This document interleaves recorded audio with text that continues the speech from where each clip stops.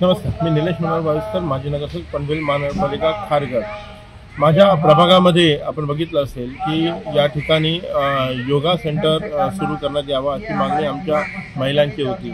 आमचे हरियाणा समाजचे सनी मॅडम असतील, नीतो ओझा मॅडम असतील, अशा विविध महिलांनी मागणी केली होती की आपल्याकडे योग सुरू झाला पाहिजे। मग निःशुल्क योग शिकवणार कोण? तर निःशुल्क योग शिकवण्यासाठी या ठिकाणी एका संस्थेने आम्हाला विनंती केली आणि मी या परिसरामध्ये आपण बघितलं असेल, हा परिसर सन्माननीय आमदार प्रशांत ठाकूर साहेबांच्या माध्यमातून या ठिकाणी ओपन जिमचं साहित्य लावलं गेलं। त्या ठिकाणी पनवेल महानगरपालिकेच्या माध्यमातून या ठिकाणी आम्ही हा एरिया स्वच्छ आणि सुंदर बनवण्याचा प्रयत्न केला आणि या परिसरामध्ये 1 जानेवारी 2024 रोजी योग सुरू करण्याचा आम्ही इकडच्या नागरिकांच्या माध्यमातून प्रयत्न केला।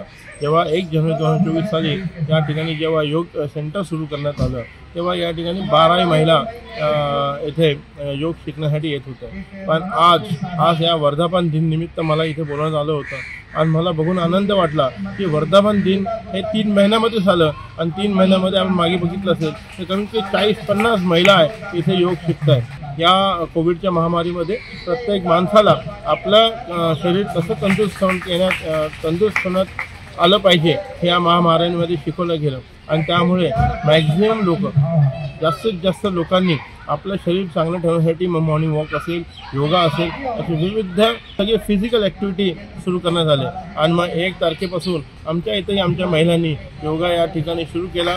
या संस्थेच्या माध्यमातून